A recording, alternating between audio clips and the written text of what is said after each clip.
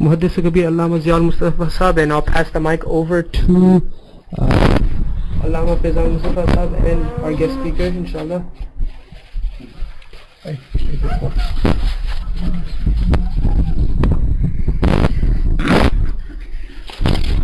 محترم سامعین کرام، السلام علیکم ورحمۃ اللہ وبرکاتہ۔ آج ہیوسٹن کے مسلمانوں کی بہت بڑی سعادت ہے کہ عالم اسلام کے ایک عبقری شخصیت اور علم حدیث کے حوالے سے ایک آتھینٹک پرسنالٹی جو ہے وہ ہمارے درمیان موجود ہے۔ حضور محدث کبیر علامہ ضیاء المصطفیٰ صاحب قبلہ، جنہوں نے پوری زندگی اپنی علم حدیث کی خدمت میں، فقہ حنفی کی خدمت میں اور اہل سنت والجماعت کی خدمت میں، سنت کی خدمت میں، حضور سیدی اعلیٰ حضرت فاضل بریلوی رضی اللہ تعالیٰ عنہ کے مسلک اور افکار و تعلیمات کی نشر و اشاعت کی خدمت میں آپ نے صرف کیا ہے۔ دین کے حوالے سے، علم کے حوالے سے بڑی خدمات ہیں۔ ہم اپنی طرف سے اور پوری ہیوسٹن کی عوام کی طرف سے حضرت کو خیر مقدم کرتے ہیں، ویلکم کرتے ہیں۔ بہت زیادہ وقت نہیں ہے، لیکن ہم چاہیں گے کہ ہماری ہیوسٹن کی عوام بھی حضرت سے کچھ علمی باتیں جو ہے وہ ان کے جواہر سے اپنے دامن مراد کو پڑھیں۔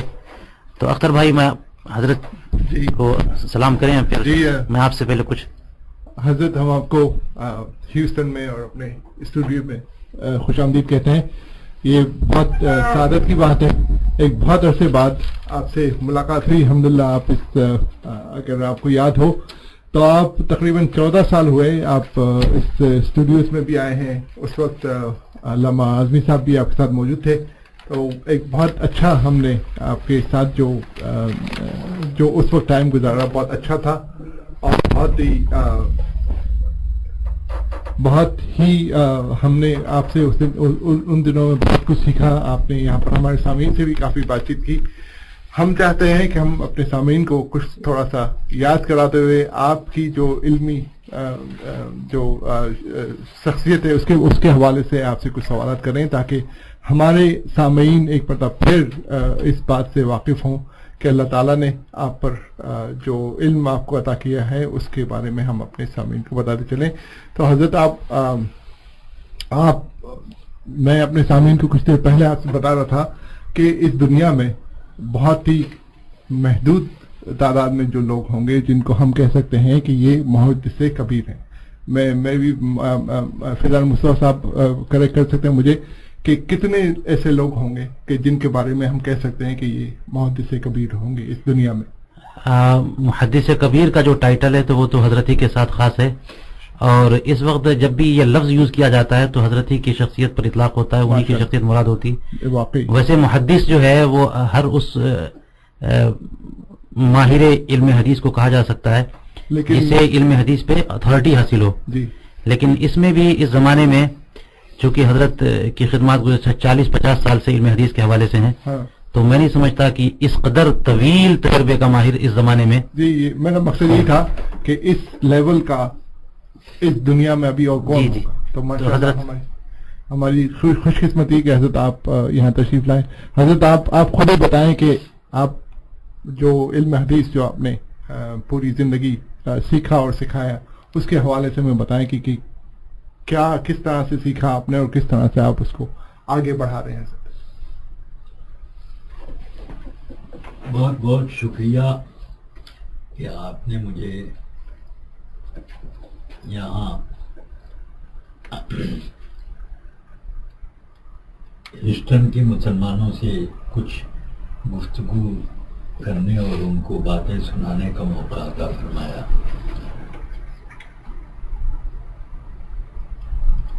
دراصل علم حدیث سے میری رغبت اتنی کہ میں جب علوم دینیا اور علوم معقولات حاصل کر کے فارغ ہوا، اور اس کے بعد کچھ ہی عرصے کے بعد مجھے علم حدیث کی کی خدمت پر معمور کر دیا گیا. اچھا. تو اب اس سلسلے میں نے حدیث کی کتابیں جتنی بھی دستیاب ہوتی گئیں ان کا مطالعہ کرنا اور ان کے شروع میں اور حدیثوں کی صحت و ضعف اور ان کے مقبول نامقبول ہونے کے تمام ضابطوں کو اور اس کے قواعد کو باقاعدہ جاننے کی کوشش کی. یہی کام آگے بڑھتے بڑھتے اس درجے ہو گیا کہ لوگ مجھ سے بہت زیادہ استفادے کے لیے میرے قریب آتے گئے. میں جہاں تک ہوتا رہا علم حدیث کے ذریعے اپنے طلباء اور دیگر علماء کی خدمت کرتا رہا اور اس علم کی طرف خاص توجہ کی ضرورت مجھے اس لیے بھی پڑی کہ اس میں زیادہ تر رسول پاک سرور کائنات صلی اللہ علیہ وسلم کی گفتگو اور آپ کے زندگی کے دیگر احوال جاننے میں مجھے بہت کافی مدد ملی کہ اس فن کا اصل مقصود یہی ہے کہ رسول پاک صلی اللہ علیہ وسلم کی عملی اور ان کی زندگی کے کھلے چھپے خلوت و جلوت اور تنہائی اور عوام کے ساتھ ملاقات وغیرہ اور دین کے احکام کے نشر و فراد یہ سب کچھ آقا کائنات صلی اللہ علیہ وسلم کی ہی طور طریقے سے معلوم ہوتے ہیں. اس لیے میرے دین کا بھی تقاضا یہی ہوا کہ اس پر میں توجہ زیادہ حاصل کروں. جی حضرت، اپنے علم حدیث کے حوالے سے طویل ترین تجربے کی روشنی میں حضور کیا یہ، چونکہ بہت سارے لوگ جو علم حدیث کا دعویٰ کرتے ہیں، اہل حدیث ہونے کا دعویٰ کرتے ہیں یا پھر اہل قرآن ہونے کا دعویٰ کرتے ہیں، خاص طور سے وہ لوگ جو قرآن کریم کے لیے کہتے ہیں کہ جب وہ قرآن کریم ہے تو پھر کسی حدیث پاک کی ضرورت نہیں ہم کو. جی جی. تو کیونکہ یہ بھی کہا جاتا ہے کہ حدیث جو ہے وہ صحابہ کرام کے بہت بعد اس کی تدوین کا کام شروع ہوا، تو مطلب اس کی آتھینٹسٹی پہ کوشچن کیا جاتا ہے. تو کیسے ہمیں اندازہ ہو کہ احادیث کریمہ جو ہے وہ صحیح ہیں، مستند ہیں، اور اسے کیسے مانا جائے؟ مطلب اس سلسلے میں آپ کیا فرمائیں گے؟ دراصل دین کا سارا دار و مدار کتاب اللہ اور سنت رسول اللہ کے اوپر ہے، اور دین کو محفوظ رکھنے کے لیے ضروری ہے کہ ان دونوں چیزوں کی باقاعدہ حفاظت کی جائے. اللہ تبارک و تعالی نے قرآن کی حفاظت کے لیے دنیا میں کروڑوں کی تعداد میں حفاظ پیدا کر دیے. اب کوئی بھی چاہے کہ قرآن مجید میں ایک دو لفظ کی یا زیر و زبر کی کوئی ترمیم کر لے تو یہ اس کے لیے ناممکن ہو گیا. اب رہ گیا رسول پاک صلی اللہ علیہ وسلم کی احادیث طیبہ. عموماً رسول پاک صلی اللہ علیہ وسلم کے زمانے میں لکھی نہیں جاتی تھی، بلکہ لوگ اہل عرب زیادہ تر اپنی یادداشت سے کام لیتے تھے. اس میں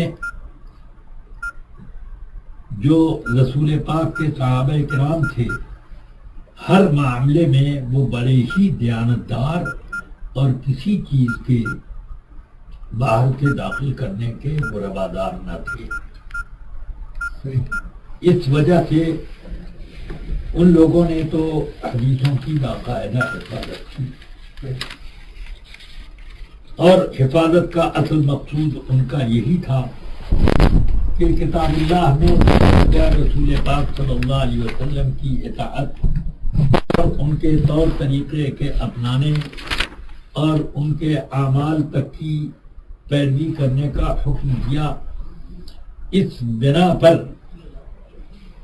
صحابہ کرام نے بھرپور حفاظت کی اور خود مشاہدہ کیا تو وہ بھی بتایا، اور کسی خود سنا تو وہ خود بتایا، اور اگر کسی دوسرے صحابی سے سنا کہ حضور صلی اللہ علیہ وسلم نے اس طرح فرمایا تو وہ بھی نشاندہی کر دی، تاکہ سننے والا با اعتماد رہے کہ یہ رسول پاک ہی کا قول ہے یا فعل ہے، یا ان کے سامنے اس طرح کے حالات آئے.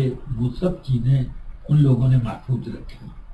بعد میں کچھ لوگ ایسے پیدا ہوئے جن لوگوں نے نئے نئے خیالات داخل کیے. یہ آدھے صحابہ میں ہی کچھ ایسا ہوا، تو اب جو نئے لوگ پیدا ہوئے یا کہیں اور سے وہ آئے اور اپنے ماحول سے متاثر ہو کر اسلام میں کوئی چیز نئی داخل کرنے لگے. صحابہ نے اس کو دیکھا، فوراً اس کا رد کیا. ان لوگوں نے حدیثوں میں کچھ ترمیمیں کی. جب یہ چوری پکڑ لی گئی تو اب یہ قاعدہ مقرر کر دیا گیا کہ صرف خوش عقیدہ لوگوں کی حدیثیں سنی جائیں اور اس کو بھی خوب اچھی طرح سے پرکھ لیا جائے کہ اس آدمی کی یادداشت کیسی ہے، اس آدمی کا چلن کیسا ہے، اس آدمی کے اندر کبھی کبھی یا اکثر کوئی غلط بات یا اپنی طرف سے ملانے کی کا طور طریقہ داخل ہے یا نہیں ہے. اگر یہ سب معائب ہوں تو اس کی حدیث سے پرہیز کیا جائے. تو اس طرح پر رسول اکرم صلی اللہ علیہ وسلم کی حدیثیں جمع کی گئیں، اب کتابت میں باقاعدہ لائی گئیں، اور ضبط کتاب کے بعد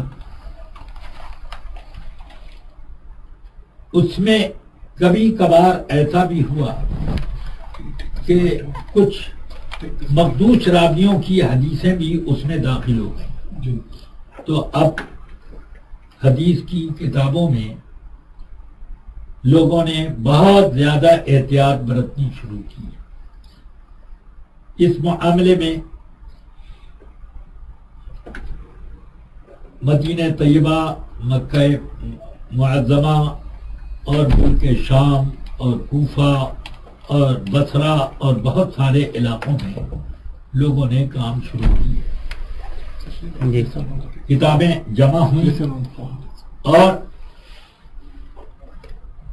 امام مالک کی موطا ان میں زیادہ مقبول رہی. پھر ایک عرصہ گزر گیا تو امام اسحاق ابن راہوے جو امام بخاری کے استاد ہیں، انہوں نے کہا کہ کاش ایک ایسی کتاب جمع کر دی جاتی جس میں صرف صحیح حدیثوں سے فقہی مسائل کے ابواب قائم کر کے اور صحیح حدیثیں تخریج کر لی جائیں. امام بخاری علیہ الرحمہ نے دل میں یہ خیال سمایا، اور ان کی یادداشت میں تقریباً 6 لاکھ حدیثیں تھیں. ان میں سے انہوں نے 30,000 کو منتخب کر لیا.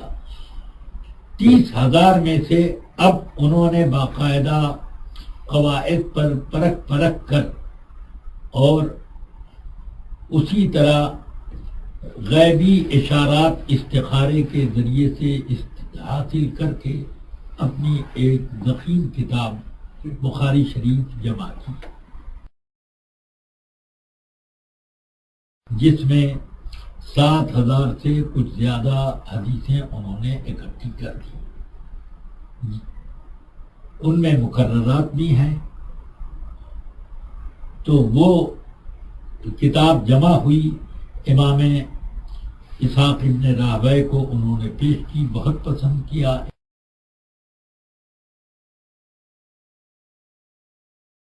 امام احمد ابن حنبل نے تعریف کی، اور یہ لیکن کچھ لوگوں نے یہ سوچا جمع کر دیے جائیں جن میں صحیح اور حسن اور کچھ اس سے بھی کم درجے اور ضعیف بھی متروک بھی بلکہ بعض اوقات موضوعات بھی یعنی من گڑت حدیثیں بھی سب جمع کر دی جائیں اور تمام راویوں کا درجہ بدرجہ نام بھی ذکر کیا جائے.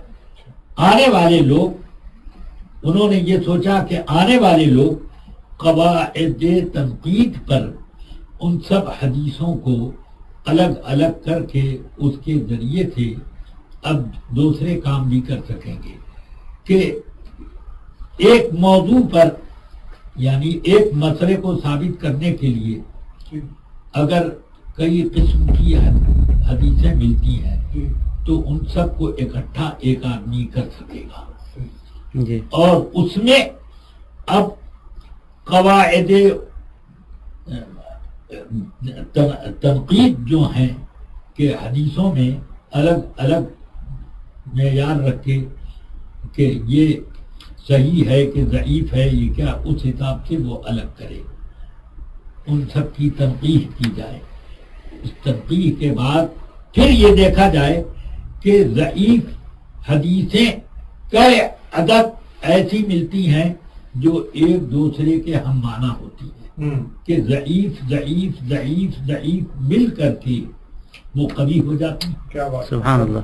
تو اس طریقے پر بھی کتابیں لکھی گئیں اور الحمدللہ اس کے ذریعے سے بہت بڑا کام ہوا اور کم از کم اتنا تو ہو ہی گیا کہ رسول پاک صلی اللہ علیہ وسلم کی زندگی کے تمام حالات مضبوط طریقے سے سامنے آ گئے کہ جن کے اندر شک کرنا بڑا مشکل ہو. ورنہ اور دیگر انبیاء کرام کے حالات میں اکثر جو ہمارے پاس آتے ہیں وہ افواہ والے بھی آ جاتے ہیں مگر حضور رسول پاک صلی اللہ علیہ وسلم کو چونکہ اللہ نے خاتم النبیین بنایا اس وجہ سے آپ کے حالات کو اور آپ کے اقوال کو جمع کرنے کے لیے بہت ہی تھوڑے وقت میں ایسی جماعت پیدا فرما دی کہ وہ حدیث کے ایک ایک راوی کے حالات زندگی کو باقاعدہ انہوں نے اکٹھا کر لیا. حضرت ایک چھوٹا سوال ہے، یہ سلسلہ یہ حدیث کو جمع کرنے کا سلسلہ کب تک چلا ہے حضرت؟ کس یہ سلسلہ تو حدیث کے جمع کرنے کا تقریباً 400 سال تک تو چلتا ہی رہا. اچھا ماشاءاللہ. حضور کے بعد بھی. اچھا. مگر اس میں ایسا ہے کہ حضور اکرم صلی اللہ علیہ وسلم کی احادیث کو کتابی شکل میں لانے کا کام پہلی صدی کے اخیر ہی میں شروع ہو گیا. اچھا. بلکہ پہلی صدی کا ابھی کچھ حصہ ختم بھی نہیں ہوتا. جیسے حمام ابن منبہ رضی اللہ عنہ، جی. یہ حضرت ابو ہریرہ رضی اللہ تعالیٰ عنہ کے شاگرد ہیں. اچھا. انہوں نے حضرت ابو ہریرہ سے جتنی حدیثیں سنی سب کو ضبط قلم کر لیا. اچھا. سبحان اللہ. تو آج بھی وہ کتاب ملتی ہے صحیح ہے حمام ابن منبہ. اچھا. اسی طرح اور ان کے بعد کے لوگوں نے جمع کرنا شروع کیا. رسول پاک صلی اللہ علیہ وسلم کے زمانے میں بھی حدیثیں لکھی جاتی تھیں. بعض صحابہ لکھتے تھے کہ وہ خزانہ تحریری طور پر بھی میرے پاس موجود رہے، دماغ میں تو محفوظ ہے ہی، تحریری طور پر بھی محفوظ رہے. اس طرح سے پھر تابعین میں یہ کام بہت باضابطہ چلنے لگا. امام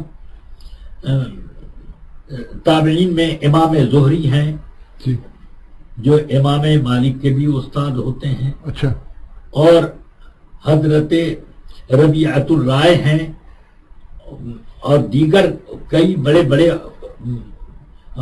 علماء ہیں تابعین میں جو پہلی صدی میں ہی پیدا ہوئے تھے جی. اور انہوں نے براہ راست صحابہ اکرام سے علم حاصل کیا تھا جس میں علم حدیث باقاعدہ تھا. ان لوگوں نے بھی کتابیں لکھنی شروع کی، ماشاءاللہ۔ یا املا کراتے تھے، اپنے شاگردوں کو لکھواتے تھے، تو یہ سب کام چلتا رہا۔ صحیح۔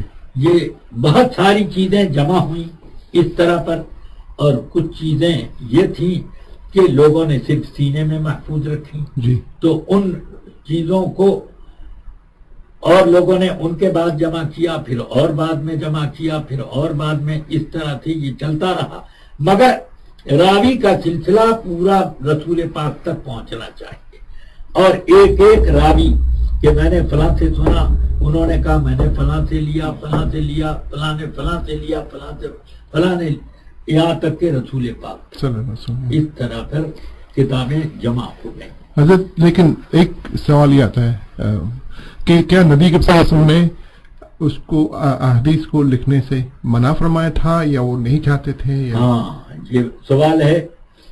یہ حضور اکرم صلی اللہ علیہ وسلم نے ضرور یہ فرمایا کہ اکتبوا عنی القرآن ولا تکتبوا عنی غیرہ، مگر اس کا مطلب یہی تھا کہ جب میں قرآن لکھواتا ہوں جی تو اس وقت قرآن کو جہاں لکھا جا رہا ہے جی۔ وہاں پر دوسری چیز نہ لکھی جائے۔ اچھا۔ حضور اکرم صلی اللہ علیہ وسلم بسا اوقات ایسا بھی فرماتے تھے کہ آیت اتری اور لکھوا دی، جی لکھوا دی، اور اس کے بعد کچھ تشریح اپنے طور پر بعد میں بتاتے تھے، تو کچھ لوگوں نے وہ تشریح بھی آیت کے اس لفظ کے ساتھ لکھ دی۔ سبحان اللہ۔ تو اس کو روکنے کے لیے رسول پاک صلی اللہ علیہ وسلم کو جب معلوم ہوا جی۔ کہ کوئی بھی اس کو پڑھے گا ہاں۔ تو اس سبحان لفظ اللہ۔ کو بھی کہیں قرآن میں نہ شامل سبحان اللہ جی۔ اس لیے آپ نے منع فرما دیا کیا بات ہے، کیا بات، بہت اچھا۔ سبحان اللہ۔ قرآن لکھنے کے وقت میں یا قرآن کے ساتھ کوئی دوسرا لفظ جوڑ کے نہ لکھا جائے۔ اس کا مطلب حضرت یہ ان تمام کتابوں میں صحیح ستہ کا بڑا نام اوپر آتا ہے، خاص طور سے بخاری شریف کا نام جو ہے وہ تمام اصح الکتب بعد کتاب اللہ کہا جاتا ہے، اس کی کیا وجہ ہے؟ اس کی وجہ یہ ہے کہ صحت ثبوت میں، یعنی حدیثوں کے ثابت ہونے کے جتنے طریقے ہیں کہ راوی مضبوط سے مضبوط تر ہو، اس اعتبار سے بڑی موٹی موٹی کتابوں میں جو ہے وہ بخاری کو درجہ اول حاصل بے شک۔ دیا گیا، اور پھر مسلم کی کتاب صحیح کو دیا گیا دوسرا درجہ۔ حضرت یہ آپ ماشاءاللہ آپ کے علم کے ودن آپ کے جو علم ہے اس میں کیا صحیح ستہ کے بعد کوئی ایسی کتاب ہے جس پہ آپ ٹرسٹ کرتے ہوں، جو آپ کی نظر میں وہ واقعی ان کا معیار پہ اترتی ہو، امام بخاری کے اور دوسرے لوگوں کے؟ کیوں نہیں، صحیح ستہ کے معیار پر امام طحاوی کی شرح معنی الآثار ہے، وہ خود اسی معیار پر ہے۔ اچھا۔ ابو داؤد سے کم درجے پر تو نہیں ہے، اچھا بلکہ اکثر حدیثیں اس کی ابو داؤد سے بھی زیادہ قوی ہیں۔ اچھا، ماشاءاللہ۔ کیونکہ حضرت یہاں پر جو ہے نا آپ کو زیادہ علم ہے، ہم جو یہاں پہ فیس کرتے ہیں وہ یہ ہے، اول تو جیسے کہ حضرت نے فرمایا کہ صرف قرآن ہی قرآن، جو کچھ ہے قرآن ہے، یا اگر کوئی حدیث کی بات کرے گا تو یہ اگر سیاستہ کی بات کریں اس کے علاوہ کوئی حدیث اور پیش کی جائے تو کہتے ہیں کہ یہ حدیث یا تو ضعیف ہے یا کوئی۔ نہیں، یہ تو سبھی لوگ متفق ہیں اس بات پر جی کہ صرف دین کا ڈیپینڈ ان 6 کتابوں پر نہیں ہے، نہیں۔ اچھا یہ اس پر سبھی متفق ہیں، یہاں تک کہ وہ لوگ جو اپنے کو اہل حدیث کہتے ہیں جی وہ خود بھی دوسری کتابوں سے لیتے ہیں۔ اچھا مثال کے طور پر یہ سینے پر ہاتھ باندھنے والی حدیث جو ہے سیاستہ میں کہیں نہیں ملے گی۔ اچھا کہیں نہیں ہے صحیح ستہ میں؟ نہیں، کہیں نہیں ملے گی۔ صحیح۔ تو سب سے پہلے جس کتاب ملتی ہے وہ صحیح ابن خزیمہ ہے، اس میں ملتی ہے، ابن خزیمہ کی روایت میں۔ کیا بات ہے، کیا حضرت یہ کچھ سوالات، کافی بڑے سوالات ہمارے سامنے، چاہتے ہیں کہ زیادہ سے زیادہ استفادہ ہو سکے۔ تقلید ائمہ، کسی ایک امام، یعنی قرآن کریم جب موجود ہے ہمارے لیے اور حدیث پاک سے بھی ہم جو ہے وہ استفادہ کر سکتے ہیں، تو کیا ضرورت ہے کہ کسی امام کی تقلید کی جائے؟ اس تعلق سے اصل ہر آدمی اس بات کی صلاحیت نہیں رکھتا ہے کہ کتاب و سنت سے وہ دین کے مسائل کا استنباط کر سکے. جی اس کے لیے بہت کثیر علم اور بڑی زبردست دانائی اور قواعد استنباط وغیرہ کی معرفت وغیرہ ضروری ہے، اور اسی میں اس کی پوری عمر خرچ ہو جائے گی اور استنباط کے لائق نہیں بنے گا. یہ تو اللہ کی داد و دہیش ہے کہ اس نے ایسے چند افراد پیدا کر دیے کہ انہوں نے یہ ضابطے مقرر کر دیے. اب کہ جیسے اب یہ ضابطہ کہ رسول پاک صلی اللہ علیہ وسلم نے 2 طرح کے عمل فرمائے. اب ان دونوں کو جاری رکھا جائے یا دونوں میں سے ایک کو. اب اس کا ایک ضابطہ ہونا چاہیے. تو اگر دونوں، اب یہ دیکھا جاتا ہے کہ کتاب و سنت کی روشنی میں کیا یہ صورت نظر آ رہی ہے کہ نہیں کہ یہ دونوں کام کیا جا سکتا ہے. تو وہاں پر اب 2 شقیں پیدا ہوتی ہیں کہ ان میں سے بہتر کون ہے. دونوں کام کیے جا سکتے ہیں، کون بہتر ہے. اب وہ بہتر بھی اب تلاش کیا جائے گا کتاب و سنت ہی سے. اب وہ بہتر یہ مستحب ہوا، یہ مباح ہوا، یہ کر تو سکتے ہو مگر بہتر یہ نہیں. کیا بات ہے، ماشاءاللہ. یہ اس طریقے پر یہ تعین کیا جاتا ہے. تو اور پھر یہ بھی دیکھا جاتا ہے کہ دونوں اس طرح سے مخالف ہیں کہ ایک کو اگر ایک پر عمل کیا جائے تو دوسرا عمل ضرور ترک ہو رہا ہے اور اس کی وجہ سے ہمارے کام میں خلل پیدا ہوتا ہے یا نہیں ہوتا ہے. یہ سب دیکھا جاتا ہے. تو اس کے بعد اب یہ تلاش کیا جاتا ہے کہ حضور اکرم صلی اللہ علیہ وسلم اس کام میں کس کو زیادہ کرتے تھے. کیا بات ہے، سبحان اللہ. کبھی کبھار چھوڑ دیا مگر زیادہ اسی کی پابندی کرتے تھے.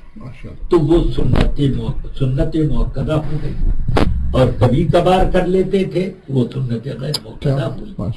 تو حضرت یہ جو آپ نے بتایا کہ اس کے لیے کچھ قواعد اور ضوابط طے کیے گئے احادیث کریمہ سے یا قرآن کریم سے مسائل کے اخذ کرنے میں، تو اس میں سب سے پہلے کون شخصیت ہے جس نے اس میدان میں قدم رکھا قواعد و ضوابط کو طے کرنے میں؟ اس میں تو تابعین میں بہت سے لوگ تھے، جیسے فقہاء 7 مدینہ طیبہ سے، جن میں حضرت ربیعۃ الرائے، خارجہ ابن زید ابن ثابت، سالم ابن عبداللہ رضی اللہ تعالیٰ عنہ، سلیمان بن یسار وغیرہ یہ لوگ تھے مگر تکمیل نہیں ہوئی اس زمانے میں. سب سے زیادہ اس کے اوپر جنہوں نے توجہ فرمائی اور جنہوں نے اصابت اس میں حاصل کی وہ سیدنا امام ابو حنیفہ. سبحان اللہ، سبحان اللہ. اور انہوں نے سب سے پہلے پیش قدمی کی. پھر انہی کی فقہ کے کو حاصل کر کے کچھ دوسرے اس میں پیدا کیے گئے اعتراضات یا اور شقیں پیدا کی. تو اب امام مالک، امام شافعی، امام احمد ابن حنبل، اس طرح کے لوگ یہ بات. اچھا حضرت، ایک سوال ہے کہ الحمدللہ ہم امام ابو حنیفہ کو فالو کرنے والے ہیں، ہم کیونکہ ہمارے ماں باپ نے یہی کیا. یہاں پر کچھ لوگوں سے ڈسکشن ہوا، کہتے ہیں کہ پہلے میرے ماں باپ تو حنفی تھے لیکن اب میں مالکی ہوں. تو کیا ہمارے پاس یہ چوائس ہے کہ ہم کبھی مالکی بن جائیں کبھی حنفی بن جائیں، اور نہیں ہے تو کیوں ہے سائز؟ یہ تو اسی صورت میں جائز ہے. یہ تو نفس کی اگر اتباع میں کیا تو ناجائز ہے. اچھا، کہ مجھے زیادہ آسانی مل رہی ہے اس فقہ میں، لہذا اس کو عمل کریں، یہ نفس کی اتباع. اور اگر یہ وجہ پڑ گئی کہ میرے ماں باپ مثلا ہندوستان میں رہتے تھے، اب وہ چلے گئے ایسے ملک میں جہاں پر کوئی حنفی عالم مجھے مسئلہ بتانے والا ملتا ہی نہیں ہے، تو اب میں کیا کروں؟ اور حنفی کتابیں بھی دستیاب نہیں ہیں، یا ان کتابوں کو سمجھنے کی میرے اندر صلاحیت ہی نہیں ہے، تو اب ایسی صورت میں وہ دین اپنی کھوپڑی سے تو خراب نہیں کرے گا۔ صحیح۔ اب ضروری ہے کہ ان میں جن کی اب وہ دو اماموں کے مقلد وہاں ملتے ہیں علماء، تو ان میں جن کو زیادہ مضبوط سمجھ رہا ہے کہ یہ ان کی تقلید کرے، اچھا، اس فقہ پر جائے۔ ماشاءاللہ یہ ہے گنجائش ہے۔ اب ایسے کرنا شروع کر دیا جائے کہ چلو اب 25 سال تک تو میں فقہ حنفی پر عمل کرتا رہا، اب کچھ ذرا سا لذت لے لو امام مالک کی تقلید کر کے، کچھ تھوڑی لذت لے لو امام شافعی کی تقلید کر کے۔ یہ تو صرف آدمی ادھر سے ادھر ہونے کا کام کر رہا ہے۔ لیکن حضرت یہ بھی تو ہو سکتا ہے کہ کبھی مجھے، اگر میں حنفی ہوں، مجھے فقہ حنفی کے بارے میں اتنی زیادہ معلومات نہیں ہے، لیکن میں جہاں رہتا ہوں جیسا آپ نے فرمایا وہاں فقہ مالکی کے بارے میں بہت زیادہ معلومات ہے، اور مجھے ایسا لگتا ہے کہ میں اگر فقہ مالکی کو پریکٹس کروں گا تو میں بہتر اپنے عمل کو انجام دے سکتا ہوں۔ تو کیا اس صورت میں؟ نہیں، وہی صورت میں نے بتائی کہ حنفی مسائل کا بتانے والا کوئی آپ کو نہیں مل رہا۔ ہاں، اچھا، تب بھی ہو سکتا ہے۔ اور آپ کتابوں سے ان مسائل کو استنباط بھی نہیں کر سکتے، جی، تو ایسی صورت میں اگر مالکی فقہ آپ کے کو سکھانے والا آدمی موجود ہے تب جا سکتے ہیں۔ یہ ایک مجبوری ہے، یہ آپ اپنے نفس کے لیے نہیں گئے بلکہ اس وجہ سے گئے کہ میں دین پر عمل کرنے میں اب اپنی حاجت روائی کا کوئی آدمی پا ہی نہیں رہا، اس لیے جو دوسرا حاجت روا مل رہا ہے اس سے میں کام لوں۔ یہ ہے حضرت ماشاءاللہ، آپ سے بات کر کے ایسا لگتا ہے کہ واقعی دین کا علم جو ہے وہ کتنا وسیع ہے۔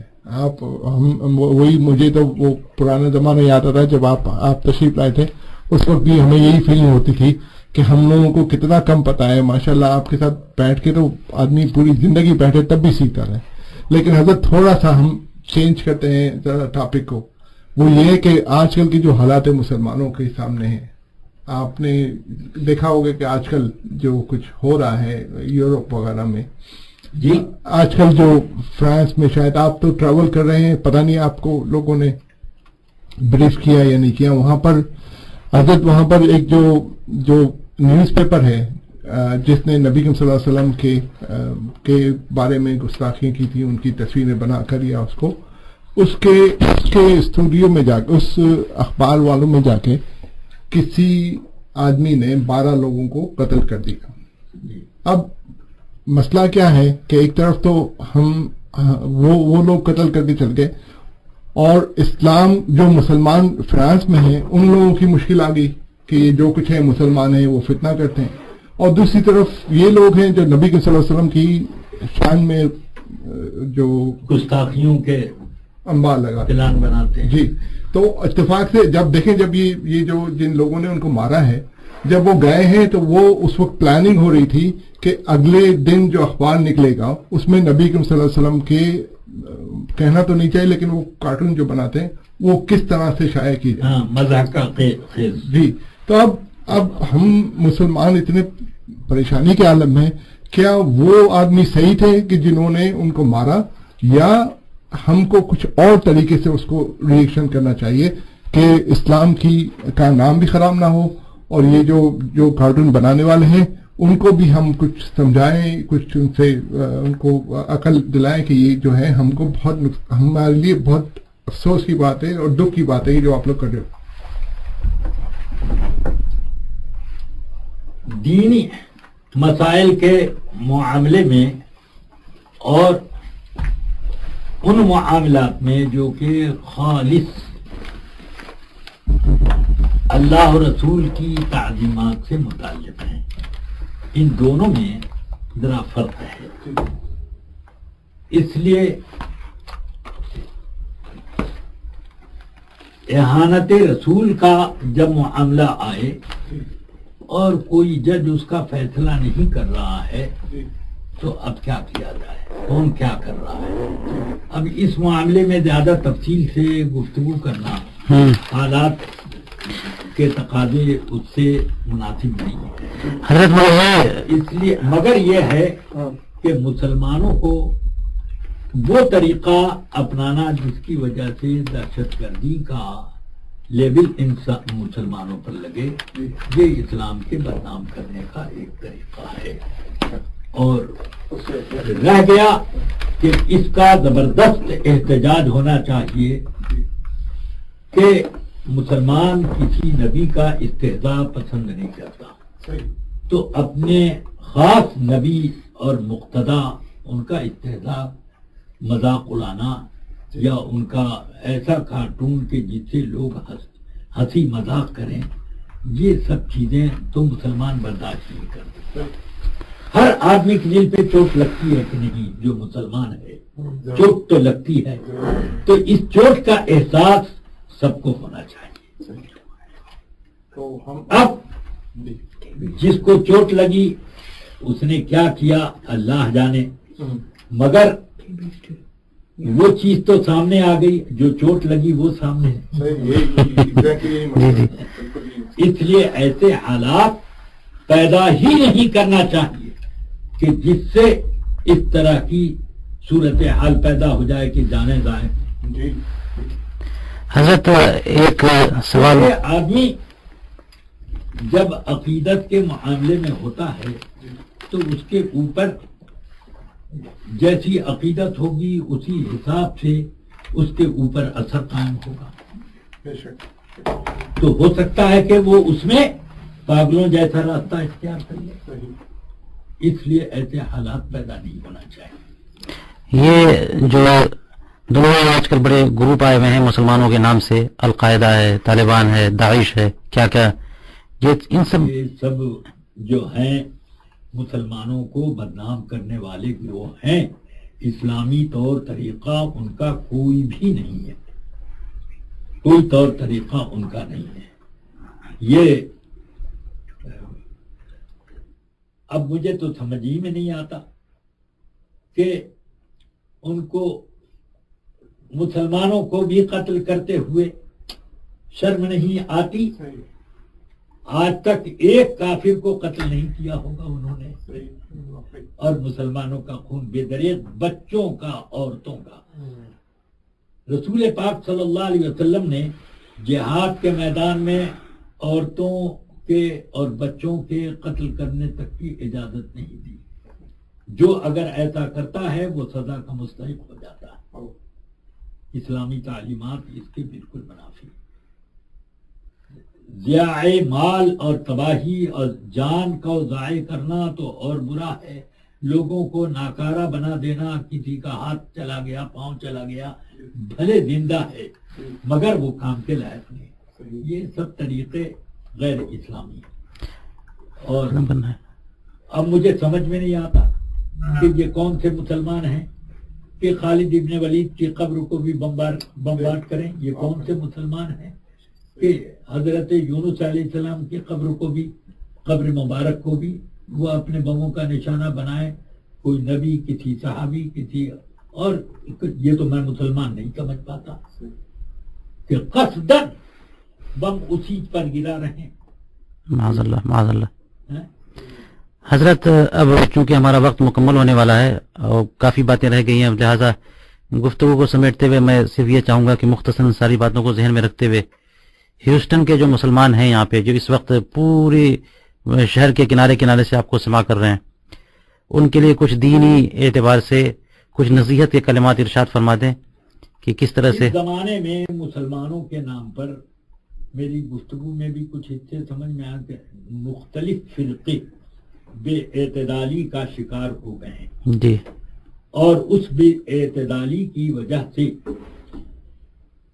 یہ نتیجہ ہوا کہ دین اسلام میں رکھنے آ گئے، نئے نئے کتنے مسائل لوگوں نے اس میں داخل کر دیے جس کا کتاب اور سنت سے کوئی تعلق نہیں۔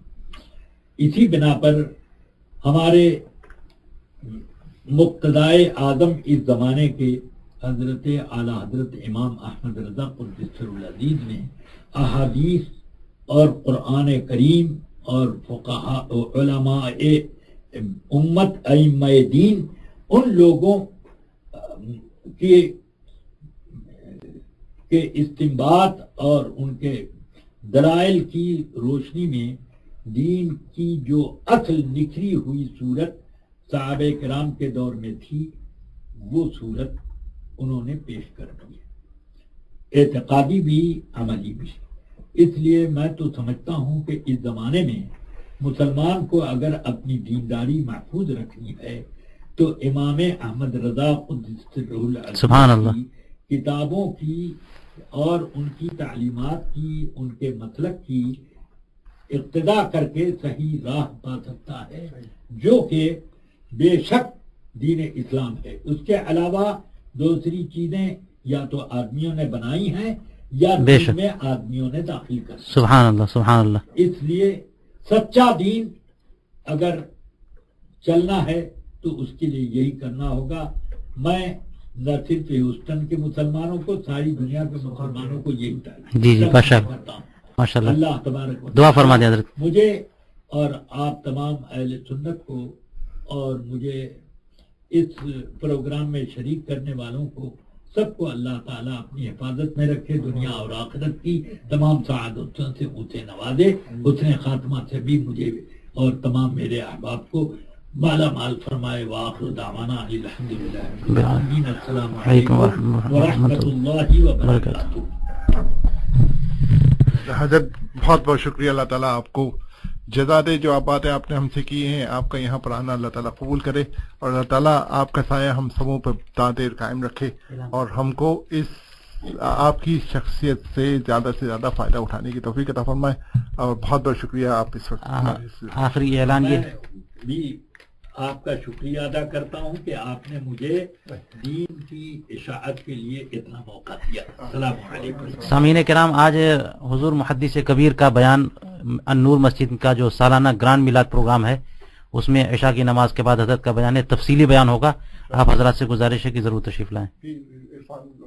और अल्लामा पीर इरफान मशहदी साहब क़िबला भी तशरीफ ला रहे हैं इंशाअल्लाह, तो आप हजरात तशरीफ लाएं।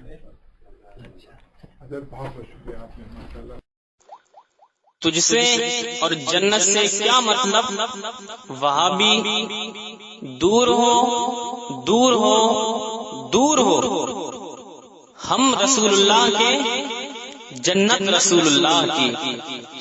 हजरात, आप सुन रहे हैं Razvi network international Islamic website. यहाँ सिर्फ मसलके आला हजरत और हुजूर ताजुश शरिया को मानने वाले उलमाए किराम व शोरा इस्लाम की नाते पाक और अकायद को संवारने वाली तकारीर अपलोड की जाती है। ख्याल रहे कि यहाँ पर किसी भी जानदार की तस्वीर और वीडियो अपलोड नहीं की जाती। आप हजरात अपने यहाँ के कॉन्फ्रेंस जलसे की रिकॉर्डिंग यहाँ अपलोड करवा सकते हैं। अपलोड करवाने के लिए इनसे राब्ता करें। Alhaj Sheikh Sajjad Hussain Razvi, WhatsApp number 7857 44116।